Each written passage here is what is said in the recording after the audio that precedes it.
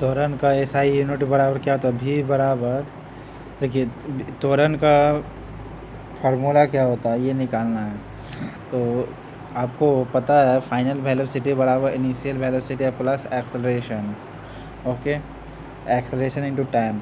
तो हमको निकालना है एक्सेलरेशन, तो v minus you by T ये इक्वल टू क्या होगा? एक्सेलरेशन। तो कौन हो गया? v minus you by T. आपका आंसर ये होगा, लेकिन ये पूरा का होगा। फाइनल वेलोसिटी बराबर initial velocity plus A T, ठीक है, plus A T. Final velocity बराबर क्या होता है? Initial velocity plus A T, initial velocity plus A T final velocity होगा, ठीक है। पदार्थ का वह संवेग और वेग के अनुपात से कौन सी भौतिक राशि पैदा होती है? देखिए संवेग का यूनिट होता है न्यूटन मीटर। ओके, वेग का यूनिट क्या होता है? Metre second. तो मीटर मीटर कट गया तो कौन सा होगा? न्यूटन सेकेंड होगा। कौन सा होगा? न्यूटन सेकेंड होगा। न्यूटन सेकंड, न्यूटन सेकंड का मतलब है द्रव्यमान। न्यूटन का मतलब क्या होगा? द्रव्यमान। क्या हो गया? द्रव्यमान हो गया। संवेग और वेग के अनुपात से कौन सी भौतिक राशि प्राप्त हुई है? द्रव्यमान। संवेग और वेग से, संवेग और वेग के अनुपात से कौन सी राशि प्राप्त हुई? द्रव्यमान। संवेग और वेग से, संवेग और वेग के रेशियो, संवेग और वेग का रेशियो से क्या प्राप्त होता है? मास होता है, प्राप्त होता है मास, मास, मास, ठीक है।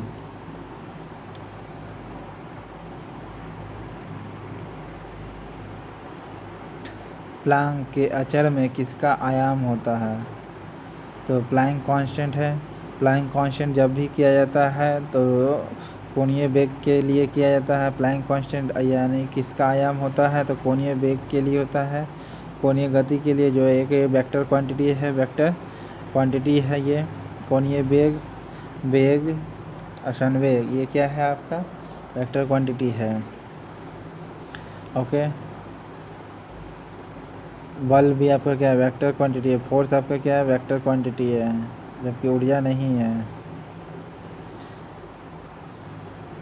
एक लड़की झूले में बैठी स्थिति में झूला झूल रही है। उस लड़की के खड़े हो जाने पर दोलन के आवर्तकाल क्या हो जाएगा? घट जाते हैं। क्या हो जाते हैं? कम हो जाएगा। दोलन के आवर्तकाल क्या हो जाएगा? कम हो जाएगा, कम हो जाएगा। आवर्तकाल क्या हो जाएगा? कम हो जाएगा, यानी टाइम पीरियड कम जाएगा। टाइम पीरियड ठीक है। अगर कोई लड़की झूले पर बैठी हुई या खड़े हो जाने पर क्या होता है? आवर्तकाल घट जाएगा। आवर्तकाल क्या होता है? घट जाता है। आवर्तकाल क्या होता है? घट जाता है। आवर्तकाल क्या होता है? घट जाएगा। ओके, अगर लड़की बैठी हुई झूले पर है तो वो खड़ी हो जाती है तो क्या होता है? दोलन का आवर्तकाल क्या होता है? कम हो जाएगा। घूर्णन करती एक गोल मेज पर अचानक एक लड़का आकर बैठ जाता है। ओके, तो मेज के कोणीय वेग पर क्या प्रभाव होगा? कम हो जाएगा। क्या हो जाएगा? कम हो जाएगा। कोणीय वेग क्या हो जाएगा? कोणीय वेग जो प्लैंक कांस्टेंट के नाम से जाना जाता है, प्लैंक कांस्टेंट, ठीक है। एंगुलर मोमेंटम क्या होता है? एंगुलर मोमेंटम पर क्या प्रभाव होगा? कम हो जाएगा, ठीक है। अगर कोई घूर्णन कर रहा चक्का है, उस पर घूर्णन कर रहा चक्का पर अगर कोई लड़का आके इस पर बैठ जाए तो क्या हो जाएगा? चलते चलते ये धीमा हो जाएगा, ठीक है। क्यों? ये तो कोणीय वेग पर क्या प्रभाव पड़ता है? कम जाएगा। एंगुलर मोमेंटम कम जाएगा। एंगुलर मोमेंटम क्या होता है? कम जाता है। कोणीय वेग कम जाएगा। कोणीय वेग कम, कोणीय वेग कम हो जाएगा, कम हो जाएगा, कम हो जाएगा। कोणीय वेग क्या हो जाएगा? कम हो जाएगा। अगर गोल घूम रहा है, अचानक एक घूर्णन कर रही है, गोल मेज है, उस पर अचानक एक लड़का आकर बैठ जाता है। ओके, तो कोणीय वेग पर प्रभाव, कोणीय वेग पर किस पर? कोणीय वेग पर प्रभाव पड़ेगा। याद रखिए, कौन वेग बोल रहा है? कोणीय वेग। ओके, कम जाता है।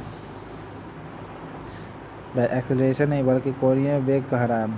यदि किसी चली हुई वस्तु के वेग को 2 गुना कर दिया जाए, यदि चलती हुई वस्तु के वेग को यानी वेलोसिटी को दोगुना कर दिया जाए तो गति ऊर्जा 4 गुना हो जाएगा। गति ऊर्जा कितना गुना हो जाएगा? 4 गुना होता है, ठीक है। गति ऊर्जा कितना हो जाएगा?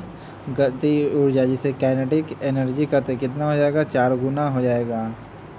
2 गुने वेलोसिटी, अब वेलोसिटी को दुगना आप कर देते हैं, ठीक है, तो उसका 4 गुना काइनेटिक एनर्जी हो जाएगा। ओके, गति ऊर्जा 4 गुना हो जाएगा किसी वस्तु के काइनेटिक एनर्जी बराबर 2 इंटू वेलोसिटी। 2 इंटू वेलोसिटी, चली हुई वस्तु के वेग को 2 इंटू वेलोसिटी, काइनेटिक एनर्जी बराबर 2 इंटू वेलोसिटी, 2 इंटू वेलोसिटी, तो उसके गति ऊर्जा कितना हो जाएगा, 4 गुना होता है। ठीक है, वस्तु के वेग का, यदि चली हुई वस्तु के वेग को 2 गुना कर दिया जाए तो उसके गति ऊर्जा यानी काइनेटिक एनर्जी 4 गुना हो जाती है जी। क्या हो जाएगी, 4 गुना हो जाएगी। किसी पिंड के द्रव्यमान तथा भार में अंतर होता है तो क्या होता है, किसी पिंड के द्रव्यमान तथा भार में अंतर होता है क्योंकि द्रव्यमान हमेशा स्थिर रहता है लेकिन भार परिवर्तन होता है। ओके, देखिए द्रव्यमान हमेशा स्थिर रहेगा लेकिन भार परिवर्तन होगा। इसका एग्जाम्पल है साक्षात चांद पर आदमी को जाना। पृथ्वी पर जो वेट होता है चांद पर उसका 1/6 रेशियो वेट हो जाता है। ठीक है, लेकिन मास तो वही रहेगा, आदमी का शरीर वही रहेगा ना, घटेगा नहीं ना। लेकिन ये मास हुआ यानी द्रव्यमान हुआ, लेकिन अब वेट का मतलब जो अभी हल्का महसूस कर रहा है वो कहाँ, चांद पर। तो यही कहते हैं द्रव्यमान स्थिर रहता है लेकिन भार परिवर्तन होता है। द्रव्यमान स्थिर होता है, भार परिवर्तन होता है, द्रव्यमान स्थिर होता है, भार परिवर्तन होता है, द्रव्यमान स्थिर होता है हमेशा, द्रव्यमान स्थिर होता है, द्रव्यमान हमेशा स्थिर होता है, द्रव्यमान हमेशा स्थिर होता है, हमेशा ही स्थिर होगा लेकिन भार परिवर्तन होता है। ठीक है, किसी भी स्थिर या गतिशील वस्तु की स्थिति या दिशा में तब तक कोई परिवर्तन नहीं होगा जब तक उस पर बाह्य बल ना लगाया जाए। यह न्यूटन का प्रथम नियम कहलाता है। बीच बीच में शेयर कर दीजिएगा, व्हाट्सएप पर रिपोर्ट और कमेंट बॉक्स करिएगा। ठीक है, ओके दोस्तों, इसके आप सुनते रहिएगा, सुनते सुनते आपको याद हो जाएगा। ठीक है, तो किसी भी स्थिर या गतिशील वस्तु की स्थिति दिशा में कोई परिवर्तन तब तक नहीं हो जब तक उस पर बाह्य बल ना लगा दिया जाए। ओके,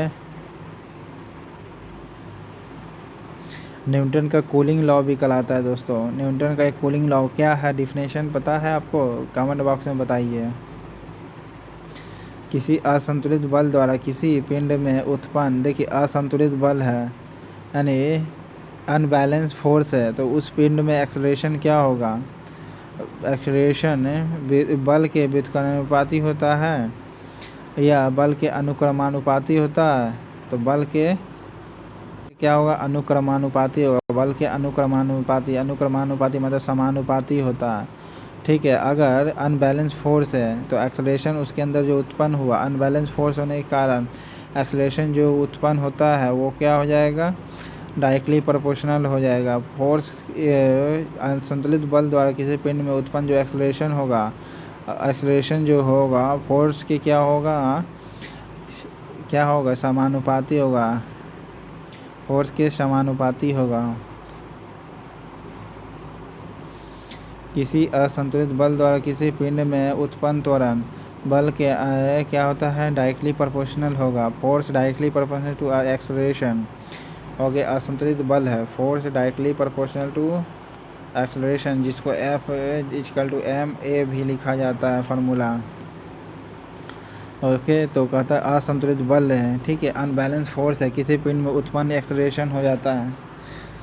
देखिए असंतुलित बल है यानी कोई डगमग कर रहा है, उसमें एक्सेलरेशन जो होगा वो क्या, एक्सेलरेशन किसके बराबर होगा, फोर्स के बराबर होगा। एक्सेलरेशन फोर्स के बराबर, एक्सेलरेशन फोर्स के बराबर, एक्सेलरेशन फोर्स के बराबर होगा। ओके, फोर्स के बराबर होगा। अनुक्रमानुपाती मतलब एक समानुपाती यानी एक्सेलरेशन बराबर होगा। न्यूटन के गति के तीसरे नियम के अनुसार क्रिया प्रतिक्रिया से संबंध क्या है, भिन्न भिन्न वस्तु पर लगे हो सकते हैं, हमेशा भिन्न वस्तु पर ही लगे होने चाहिए। भिन्न वस्तु पर लगे हो सकते हैं, हमेशा ही भिन्न वस्तुओं पर होना चाहिए। हमेशा भिन्न भिन्न वस्तुओं पर लगे हो सकते नहीं बल्कि हमेशा भिन्न भिन्न वस्तुओं पर ही लगे होने चाहिए। न्यूटन का तीसरा नियम क्या कहलाता है, क्रिया प्रतिक्रिया के संबंध में हमेशा भिन्न भिन्न वस्तुओं पर ही लगे होने चाहिए। न्यूटन का तीसरा नियम भिन्न भिन्न वस्तुओं पर हमेशा भिन्न भिन्न वस्तुओं पर ही लगा होना चाहिए। न्यूटन का तीसरा नियम किस पर लागू होता है,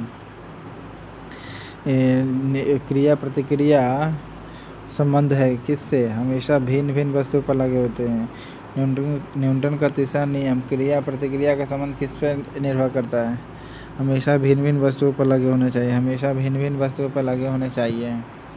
न्यूटन के तीसरे नियम के अनुसार क्रिया प्रतिक्रिया के संबंध में क्या होता है, तृतीय नियम का अर्थ है कि किसी बल की संगतता एक और बल है जो उसके समान विपरीत है। न्यूटन ने इस नियम का इस्तेमाल करके संवेग संरक्षण के नियम का वर्णन किया, लेकिन असल में संवेग संरक्षण एक अधिक मूलभूत सिद्धांत है।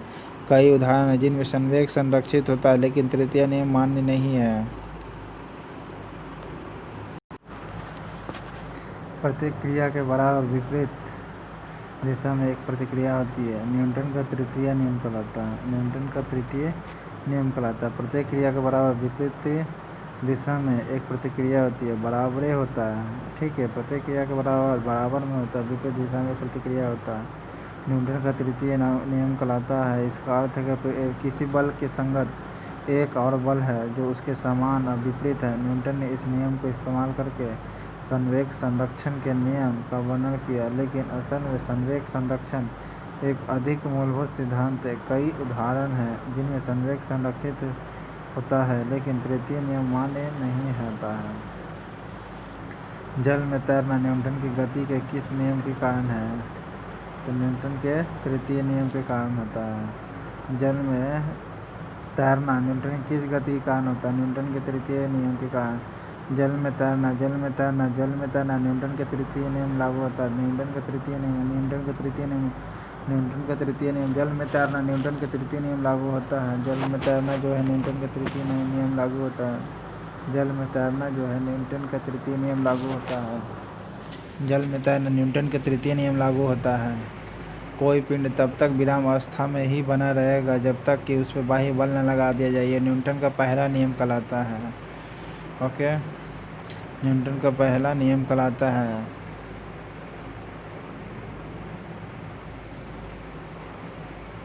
बल की परिभाषा को किसके आधार पर व्याख्यापित किया जा सकता है? तो न्यूटन के पहले नियम के द्वारा किया जा सकता है। बल की परिभाषा को किसके आधार पर एक्सप्लेन किया जा सकता है? किसके आधार पर व्याख्यापित किया जा सकता है, यानी एक्सप्लेन किया जा सकता है? न्यूटन के पहले नियम के पर किया जा सकता है। कोई वस्तु विराम की अवस्था में है तो वह विराम में ही रहेगा। यदि वह एक समान गति से किसी सीधी रेखा में चल रही है तो वैसे ही चलती रहेगी जब तक कि उस पर कोई बाहरी बल न लगा दिया जाए। अर्थात सभी वस्तु अपनी प्रारंभिक अवस्था को बनाए रखना चाहती है। हर वस्तु तो अपने प्रारंभिक अवस्था बनाए रखना चाहती है। इसलिए न्यूटन के प्रथम नियम को लॉ ऑफ इनर्शिया भी कहते हैं। लॉ ऑफ इनर्शिया भी न्यूटन के पहले नियम को कहते हैं। बल का यह बाह्य कारक है जिसके द्वारा किसी वस्तु के विराम अथवा गति की अवस्था में परिवर्तन किया जाता है। अतः न्यूटन की गति का प्रथम नियम बल की परिभाषा यानी डेफिनेशन ऑफ फोर्स देता है। किसी पिंड उस गुणधर्म को क्या कहते हैं जिससे वह सीधी रेखा में विराम या एक समान गति की स्थिति में किसी परिवर्तन का विरोध करती है? तो जड़त्व विरोध करता है। कि कोई पिंड है, उस गुणधर्म को क्या कहते हैं? वह सीधी रेखा में विराम अवस्था में है या एक समान है। ओके, गति कर रही है, या तो विराम में है या एक समान गति कर रही है, या तो वो रुका हुआ है या एक समान से गति कर रहा है। उस स्थिति में किसी परिवर्तन का विरोध करेगी। ये न्यूटन का जड़त्व कहलाता है। ठीक है, न्यूटन का पहला नियम कहलाता है, यह जड़त्व कहलाता है। किसी परिवर्तन का विरोध करती है। ओके, कौन सा गुण धर्म है? तो ये जड़त्व है। न्यूटन का कौन गुण है? जड़त्व बोलता है कि जब वह विराम है तो विराम में रहेगा, यूनिफॉर्म वेलोसिटी के साथ कर रहा है तो यूनिफॉर्म वेलोसिटी होगा। ये जड़त्व कहलाता है। जड़त्व का मास से नापते हैं। ओके, अक्रिय गैस का टोटल सेल्स क्या होता है? फील होता है। ओके, अब वेट जो होता है चांद पर बदलता है, लेकिन मास जो बदलता नहीं है, इसलिए मास हमेशा स्थिर होता है, भार चेंज करता है। ओके, जड़त्व के नियम के कारण पिंड अपनी अवस्था परिवर्तन का विरोध करता है। स्थिर है तो स्थिर रहेगा, यदि गतिमान है तो गतिमान करते रहेगा। यह सिद्धांत न्यूटन ने दिया था। वस्तु का द्रव्यमान जितना अधिक होगा उसकी अवस्था में परिवर्तन के लिए उतना ही अधिक बल लगाना पड़ेगा। अतः किसी वस्तु का द्रव्यमान उतना ही है उसके जड़त्व की माप के। न्यूटन के पहले नियम को भी कहते हैं क्या? न्यूटन के पहले नियम को जड़त्व ऑफ लॉ कहते हैं। ठीक है, जड़त्व के लॉ कहते हैं। किसी वस्तु विराम अवस्था में है तो वह विराम रहेगा ही। यदि यूनिफॉर्म वेलोसिटी के साथ कहता है यूनिफॉर्म होगा, वैसे ही बनी रहेगी। ओके, अर्थात सभी वस्तु अपनी प्रारंभिक अवस्था बनाए रखना चाहती है, इसलिए न्यूटन के प्रथम नियम को जड़त्व का नियम भी कहते हैं। यह बल वह बाह्य कारक है जिसमें के द्वारा किसी वस्तु का विराम अथवा गति की अवस्था में परिवर्तन किया जाता है। अतः न्यूटन की गति का प्रथम नियम की परिभाषा डेफिनेशन ऑफ फोर्स है। गाड़ी खींचता हुआ घोड़ा किस बल के कारण आगे बढ़ता है? किस बल के कारण? पृथ्वी द्वारा घोड़े के पैरों पर आरोपित बल। पृथ्वी द्वारा घोड़े के पैरों पर आरोपित बल, घोड़े के पैरों पर आरोपित बल, घोड़े के पैरों पर आरोपित बल, घोड़े के पैरों पर आरोपित बल, घोड़े के पैरों पर आरोपित बल, पृथ्वी द्वारा घोड़े के पैरों पर आरोपित बल, पृथ्वी द्वारा घोड़े पर आरोपित बल, घोड़े के पैरों पर आरोपित बल, पृथ्वी द्वारा घोड़े के पैरों पर आरोपित बल के द्वारा घोड़ा आगे बढ़ता है। गाड़ी खींचता हुआ घोड़ा किस बल के कारण आगे बढ़ता है? किस बल के कारण? किस बल के किस बल के कारण आगे बढ़ता है? किस बल के कारण? तो पृथ्वी द्वारा लगाया गया घोड़े के पैरों पर बल। ओके, पृथ्वी द्वारा लगाए गए घोड़े के पैरों पर लगाया गया बल के द्वारा ही क्या था, घोड़ा गाड़ी को खींचता है। घोड़ा गाड़ी को क्यों खींच सकता है? तो पृथ्वी द्वारा लगाया गया घोड़े के पैरों पर लगाया गया बल। पृथ्वी द्वारा लगाए गए घोड़े के पैरों पर आरोपित बल गाड़ी खींचता हुआ दिखाई पड़ता है या खींच सकता है। चलती हुई बस जब अचानक ब्रेक लगाती है तो इसमें बैठे हुए यात्री आगे की दिशा में हो जाता है। यह किसका नियम है? न्यूटन का पहला नियम, लॉ ऑफ इनर्शिया कहलाता है। ओके, चलती हुई बस में ब्रेक लगाती है तो बैठे हुए यात्री अचानक आगे की ओर गिरता है। अचानक आगे की ओर गिरता है, ये किसका द्वारा समझाया जा सकता है? न्यूटन के पहले नियम द्वारा। रॉकेट की कार्यप्रणाली किस सिद्धांत पर आधारित है? रॉकेट की कार्यप्रणाली किस सिद्धांत पर आधारित है? या न्यूटन के तृतीय नियम द्वारा। न्यूटन के तृतीय नियम द्वारा रॉकेट की कार्यप्रणाली रॉकेट की कार्यप्रणाली किस पर आधारित है? न्यूटन के तृतीय नियम द्वारा। रॉकेट में कौन सा इंजन का प्रयोग करता है? निम्न तापमापी इंजन का प्रयोग किया जाता है। ठीक है, न्यूटन का प्रथम नियम लॉ ऑफ इनर्शिया भी कहलाता है। ओके, आर्किमिडीज का सिद्धांत क्या था बताइए कमेंट बॉक्स में आप दोस्तों। ओके, रॉकेट एक प्रकार का वाहन ही है जिसके उड़ने का सिद्धांत न्यूटन के तृतीय गति का नियम फॉलो करता है। Okay, action to reaction. इसी सिद्धांत पर कार्य करने वाले जेट विमान, अंतरिक्ष यान या प्रक्षेपण विभिन्न यान के रॉकेट उदाहरण है। अश्व यदि एकाएक ये चलना आरंभ कर दे तो अश्वरोही अचानक गिरने की आशंका का कारण क्या है? जड़त्व का अघोर नहीं, जड़त्व का विराम नहीं, भले विश्राम जड़त्व होता है। कौन होता है? विश्राम जड़त्व। तो ये अश्व ये अचानक चलना चालू कर दे तो अश्वरोही गिरने की आशंका बनी रहती है। यह विश्राम जड़त्व के कारण होता है। विश्राम जड़त्व के कारण होता है। विश्राम जड़त्व। ठीक है, ना कि जड़त्व आघूर्ण। विश्राम जड़त्व के कारण क्या होता है?